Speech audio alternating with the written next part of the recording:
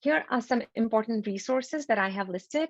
There's a lot of Facebook groups like Telehealth for OT, OT school-based telehealth treatment ideas, Telehealth OT.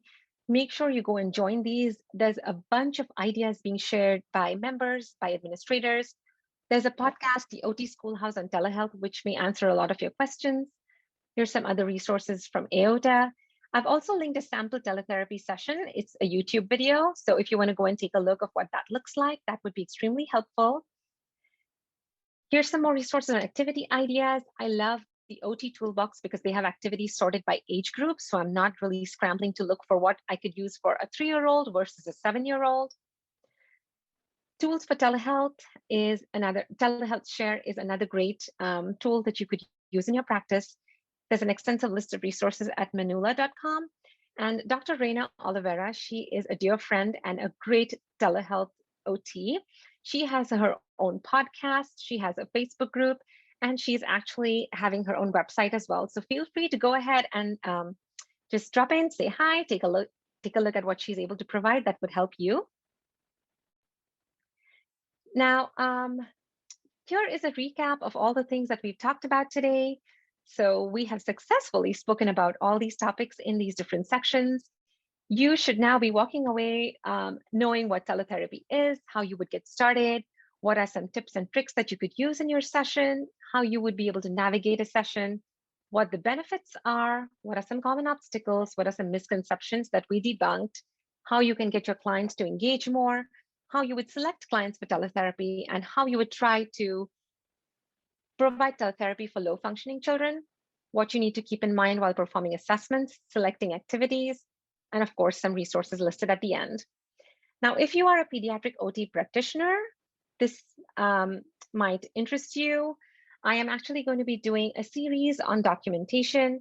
Now, this would include everything from writing SOAP notes, progress notes, evaluation reports, know what to update in the system when you have an IEP, some common mistakes made in documentation, some quick tips to improve your documentation, write goals. Why does goal writing matter? Talk about discharge documentation tips. Basically, everything that my company Total Report deals with. You can go ahead and take a look at my website or the Facebook group or my Instagram profile. I do have a lot of content updated regularly there. And if you feel like this might be of something that interests you or it might help you in your practice, definitely feel free to join us for the upcoming webinars. I would just like to say thank you to everyone once again for being here with me today. I know we had limited time and we've kind of skimmed through the topics, but if you have any questions, feel free to reach out at any time. And once again, thank you, Faiz and Uhud, for this opportunity. I am going to hand this back over to you. Okay, well, thank you very much, Krupa. That was very, very informative. We appreciate you sharing your knowledge, vast knowledge with us. So we'll open up the floor for questions. So if you have any questions, please feel free to either send them through the chat or you can just ask the question directly, whichever works best for you. So I'm monitoring the chat section. I don't see any questions. I just see a few people are thanking you, Krupa, for your talk. Most welcome. And I just wanted to say, if you guys think of questions later, feel free to email at any time. I'm sure some things might just come up later that you might not think of right now. Yeah, so Ryan Reed asks, do you see teletherapy sticking around or growing post-COVID?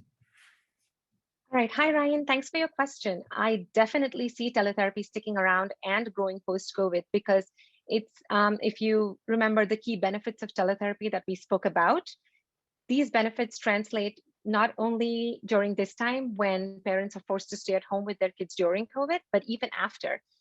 Teletherapy has been proven to be as effective as in-person therapy. So if you can do it from the comfort of your homes, I know a lot of parents have also been given the liberty to stay at home as opposed to going in person to the office. I definitely see teletherapy growing even after COVID. Okay, perfect. Yeah, more people are thanking you, Krupa.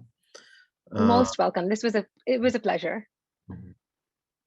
Okay. Oh, and I also wanted to remind them that the PDF slides will be available to them for reference. Yeah, and we have recorded this talk as well, so it will be available if you want to go back and pause the video and look up the resources that Krupa listed. I think that is an extremely helpful list. So I have another question.